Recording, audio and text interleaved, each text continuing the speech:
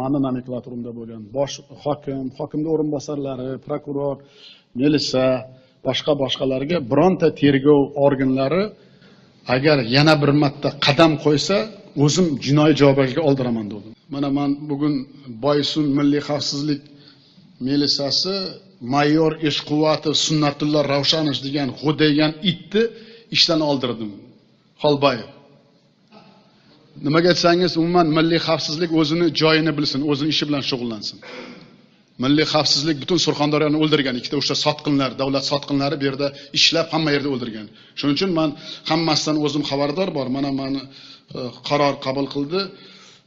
Abdumuminov Bahrom, начальник Angor rayonini ishdan olish. Kapitan yustitsiya Berdimuhamedov, следователь следственного отдела ishdan olish. Hamma bular bir paytlari Surxondaryoni ot o'yin qilib tashlagan. Hamma tizimga moyxona ularniki edi, o'zim ham bilardim buni. Don hamma tirik tashkilotni bu noinsoflar kirib, hammasini harom qilib tashlagan bu ana shu oldingi sotqinlar. Bir ikkitasi Toshkentda yuribdi, men ertaga borib ularni ham ishdan olaman. Shuning uchun mana polkovnik Haydarov, заместитель начальника отдела VMSGP deb yozadi. Bu hammasi sotqin o'zi bilan. Mana men bugun hammasini ishdan oldim. Ты довел, Юсупу, до всех или не довел? Так точно. Вот так. Так точно. Провели совещание, да. Все ваши указания довели. Ты еще раз доведешь до него, как заместителя председателя, что все вы уже не в той жизни живете. Он yerdan uzilgan, hammang majlisga kelib o'tirsin. Меня никакой rayonning majlisi bo'ladi, bir yerni hali pisib kelib majlisda o'tirsin. Или я всех закрою вас всех отсюда. Мне не нужно такой службы.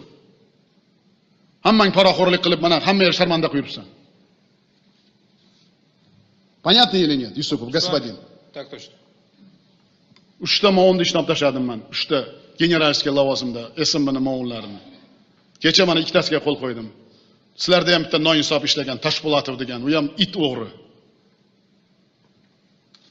Bilasizlarmi, men halol xalqqa xizmat qilish kelganman. Bu yerda noinsoflar bilaman bu. Biriktalar yerga qarab yurganlar qanday o'g'riligini. Hali hammasi joy-joyiga tushadi. Shuni bilinglar. Hokimmi 4 ta vakil, meni vakilim. Qo'rqmang hech qaysi. Bu zamon tugadi endi. Bularga ota bobosidan qolgan vakolat yo'q. Hech kim emas bular. Bittasini borib, bittasi rayonda hokim bo'lsin, mana shu ishdan olganlarim. Bir kun borib rayonda hokimlik qilsin, men bilaman qanday qilib. Dodda boradi bir kun ichida. Kabinetda o'tirib qarab, g'o'dayishdan, g'iybatdan boshqa hech narsa bilmaydi bu noinsoflar. Shuning uchun bu vaziyat bizda davlatga juda og'ir tushdi bularni g'o'dayishlari. Sizlarda ishlab ketgan bitta noinsof vatan xiyonatchisi bo'lib, mana butun umr qamoqqa tushdi. G'ulomov degan bir noinsof. O'shaning ildizlari bor bu yerda, hali ham bor. Shuning uchun mana shu ildizlarini men Toshkentda o'rganib keldim. Bugun men hammasini ishdan oldim. Har bittasini o'zim qarab ishga qo'yaman. Milliy xavfsizlik bizga kerak. Adolatli, halol, pok odamlar kerak bizga. Bizga hokimlar orqasidan poylakon, boshqa davlat organlari orqasidan poylakon odamlar kerak emas. Bo'ldi, bu zamon tugadi. Qo'ldan kelmasa vallomatini ham ishdan olaman. Mana shuni bilinglar hammalaring. Davlat davlatchiligini qiladi.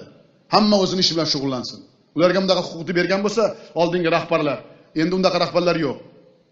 Xalq menga ishondimi? 1 yil bo'lsa ham shunday ishonchini men oqlayman. Kim bo'lishidan qat'iy nazar bular. Pagonni kim bergan bunday insoflarga? Xalq bergan. Проводи завтра тоже все, o'zingga rahbarlaring. Keldimi bu noinsoflaring? Kelishdi. Rayonda rahbarlari qani berdi? Rayon rahbarlari mana selektorda o'tirishibdi. Yerga olib kelmasam, men ularni bir basharasini ko'rgizsam. Birinchi marta ular selektorda qatnashadi. И ты скажи, господин Холл, чтобы они присутствовали на всех собраниях. Ты понял или нет? И сам тоже будешь присутствовать. Bir 60-70%ni o'zim o'qidim afti. Bitta o'sha ayol, 3 ta balasi bor. Chegarada qo'lga tushgan. 11 millionlik narsani qonunsiz olib o'tgan. Endi bitta savol tug'iladi. U ayol yashash uchun olib o'tgan. Agar o'sha tamoshidagi bir o'tirgan noinsof odam bilganida shuni endi mayli ular ko'p baribir tarbiya qilishimiz yo'q. Shuni 9 yilga qamaganmiz.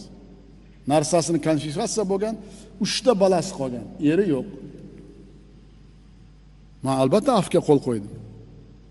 Men nimaga deganman o'tgan safar? Shuning uchun jamoatchilik nima uchun sudga borib tarmashmaysizlar?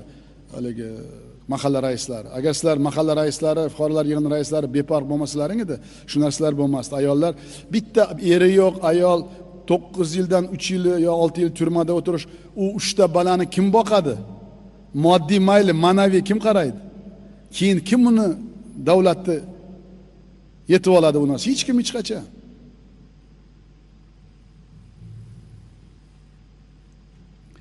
Konstitutsiya bayramiga bag'ishlangan majlisda ta'kidlaganda, bundan buyon O'zbekistonda hibsga olingan va jinoiy javobgarlikka tortilgan shaxslarga nisbatan qiynoqqa solish, ruhiy hamda jismoniy bosim o'tkazish, boshqa g'ayriqonuniy, g'ayriinsoniy zo'ravonlikka mutlaqo yo'l qo'yilmaydi.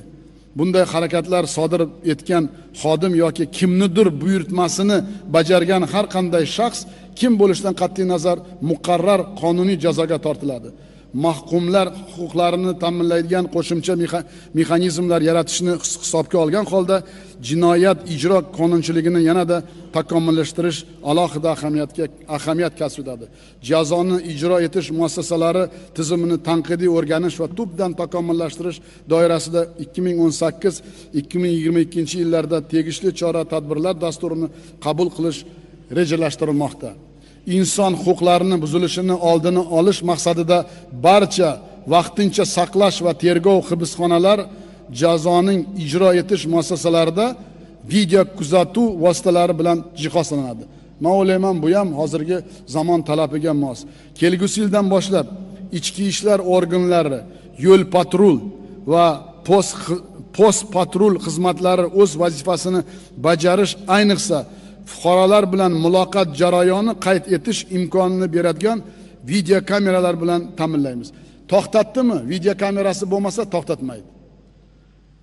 Hammaga men hisob-kitobni qildim. 10 fevraldan beramiz.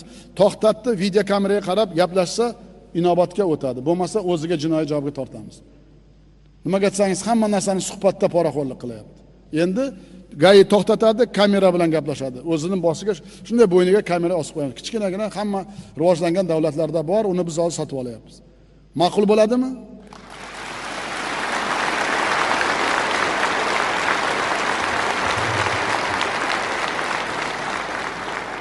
Bu tizim sohadagi mavjud tamagirlik va suiiste'molchilik holatlarini oldini olish imkonini yaratib turibdi. Shuni biz oldini olamiz. Hozirgi vaqtda viloyatlar o'rtasida mana eshitinglar. Yo'l patrul postlarining eskicha joylashuvi harakatlanish erkinligini cheklab, savdo iqtisodiy munosabatlar, ichki va tashqi turizm rivojiga salbiy ta'sir ko'rsatmoqda. O'zingiz o'ylang, bugungi kunda mamlakatimiz hududida 60 dan ziyod bunday postlar mavjud. Endi tasavvur qiling. Oddiy odam Xorazmdan Toshkentga mashinada kelmoqchi bo'lsa, yo'lda 17 ta postdan o'tadi. 17 ta postdan o'tadi. Kayfiyati sal chatoqroq bo'lsa, post kecha yaxshilab ichgan bo'lib bosh og'riq bo'lish kerak. Albatta olish kerak uni. To'xtatadi, bitta oladi, ikkita oladi, to me'yoriga yetmagancha oladi. Endi o'tadi Samarqand. Samarqand boladan qutuladi Jizzax. Jizzax boladan qutuladi Sirdaryo. Sirdaryodan o'tib u Chinoz kelgancha yana 3 ta post. Hali ham bu o'zini bilmayman bir narsa qilmaydi u bechora Xorazmdan kelayotganlar. Bu kulgili lekin hayot.